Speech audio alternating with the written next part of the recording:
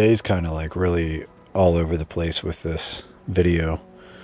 My driveway needed dug out in order for me to pull the 58 on the left side because there's, as you can see, like 3 feet high of a hump, and I didn't really realize it at the time, but there's a huge root going through the whole thing from an old tree, so you can see how it kind of downgrades. But after I was like 8 hours into digging, my neighbor, God bless him, came down and decided that he was going to bring his machine down and take care of business, which thank God he did.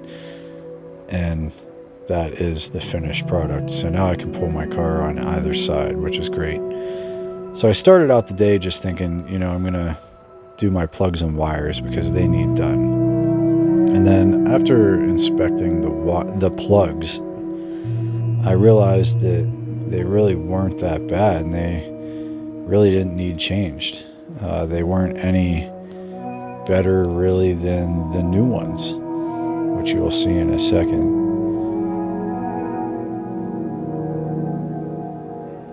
Yeah, so I put them back in and I just hung on to the plugs, and I sent the wires back because they ended up being the wrong ones anyway, because I tried to change those at least. They were the wrong ones, and they didn't have the right ones. So I was just doing odds and ends. I figured I would change the headlight bezels because this one was bent. So I did that, even though the one I put in wasn't as shiny and as nice as that one. But it might clean up with a Brillo pad or whatnot. But I'll do that later. So then I decided that I would get some gauges, and my temperature gauge doesn't work. And my engine runs really hot, and I'm waiting on my tags to come, my license plate to come in the mail, and I really don't want to take this out and get stranded 3 miles out or further and have to get it towed back home. With the way how hot the engine gets, it's really hard to tell by looking at it how hot it is. So definitely need a temperature gauge in an old car like this. So after struggling with exactly where I want to put this, I hate to do this to the car. I really didn't want to put this stupid pod in here, but it is what it is. I guess it's necessary. I didn't want to drill a big hole into the dash, but now that I'm looking at it, I might get creative, but we'll talk about that later. So one thing always leads to another. So when I started looking into putting these gauges in, I noticed that hideous wallpaper type stuff that was on the dash, and I started noticing that like some of my electrics were kind of like weird, like my windshield wipers were really goofy. There's switches that I don't even know what they do. There's just wiring hanging out everywhere. And I was like, this has to be on the road and safe. I need to let people know if I'm going to turn left or right, and had to make sure my headlights worked and my high beams. So that's my horn right there. And so, there's all these strange mechanisms all over the place. None of that stuff works, my fan or any of that. So, I can open my vents, but ultimately I needed some gauges. And I couldn't even see where the old one was, so I had to actually record and shove my phone down in the side of my engine, as you can see, until I could find it, which was quite a struggle, but there it is. And then, seeing that still had an electrical tab on it, I figured there's a loose wire that's in my engine bay that I could possibly hook to that to see if my original temperature gauge worked. So I plugged it in, and I sat there and waited for the engine to get warm. I was hoping that it would work, and ultimately it didn't work. So I was just enjoying listening to the car, but it didn't work. So I started moving on to the next thing. I was like, well, if I'm going to add these gauges, I can't look at the dash the way it is. So I started peeling this wood grain stuff off. Then one thing led to another, and I was like, well, why don't I just sand this down and paint the bottom part of the dash?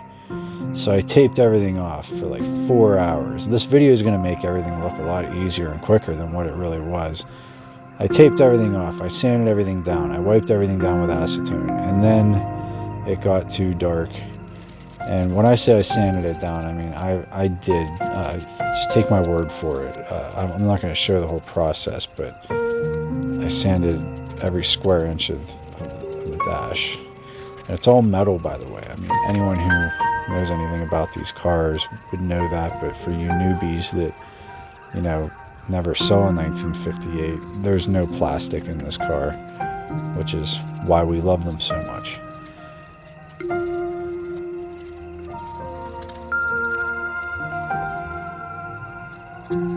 There's a lot more to sanding all this down than meets the eye. There's a lot of little nooks and crannies, and in between each compartment, you don't want to just leave the cracks blue. So it was just way too dark at that point, and I was like, whatever, I'm just gonna do this the next day. But I wanted to, get a front view of that real quick. So next day, everything's taped off and everything's sanded, and this is, I decided to go with like a almond, the same color as the ceiling, to kind of break it up, and it was fisheyeing really bad. Now that's after primer as well, which I didn't show that. So I started sanding everything down to bare metal. That's the ashtray, and the ashtray ended up turning out pretty decent, but I don't know, I was kind of conflicted. Everything was looking kind of nice, sanded down to bare metal, and I was like, do I want to go with a raw finish? But at the same time, I don't want it to look like a rat rod, because it's not a rat rod. It's, everything's original in it, so I was trying to keep it original. So I gave it one last attempt. I took the glove box off. I took everything off that I could take off, all the trim and all the little pieces, and just put it this way, it was way more involved than what I show in here. So I'd taken the steering column out, the steering wheel, which a lot of this stuff needed done anyway, because some of this stuff worked kind of didn't function quite the way it should. It was loose and barely hanging on, so I wanted to take this stuff apart anyway and kind of fix things as I go. And this steering wheel operation was completely unnecessary for me to take off. I didn't end up needing to anyway, but I'm kind of glad I did, because I tightened some things up in there, and now when I use my turn signals, my the turn signal doesn't feel like it's gonna fall off the steering column. So yeah, I'm really liking the raw look, but I don't know, it was a rough decision. I painted it. Also, a lot of the wiring was not even hooked up under here. There was stuff that didn't work, and I wanted to get to the bottom of it. Obviously the ignition worked.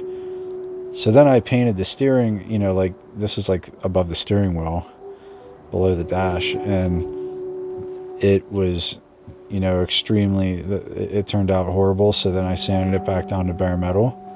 This is all in one day, by the way. So you can imagine how much painting. I had to wait for things to dry, and then I repainted it, and it turned out a lot nicer. I put 4 coats on everything, and then I decided to go back into the rest of the stuff and sand it down to bare metal. And it just looks so nice sanded down to bare metal, and I thought, that it doesn't look like a rat rod. It looks, kind of classy like that. I mean, it's a nice silver color. But I went to sleep that night, and I decided I'm not going to re-sand down the column, all the stuff I already painted. I'm just going to kind of mix it up, and I'm going to See, there's little ends there. They look nice, you know, tan. Everything kind of came together. So I mixed it up and left some of it raw and painted some of it. I'm not sure how crazy I am about it yet, but it does look okay. And I almost re-vinyled the dash, but I didn't get into it. It's not that bad. I can live with it. And as I said, I might put some gauges in those holes. You know, I have these holes that are just open from where the old radio was, and I might take that gauge pod out of there and, you know, put my gauges up there instead, because, I mean, why not? I'm either going to just put a piece of sheet metal over that and hide those holes, or I could utilize them and put some gauges in there. But that was the adventure of the last 2 days, mixing it up a little bit. So stay tuned for the next one. There's much more to come on this car.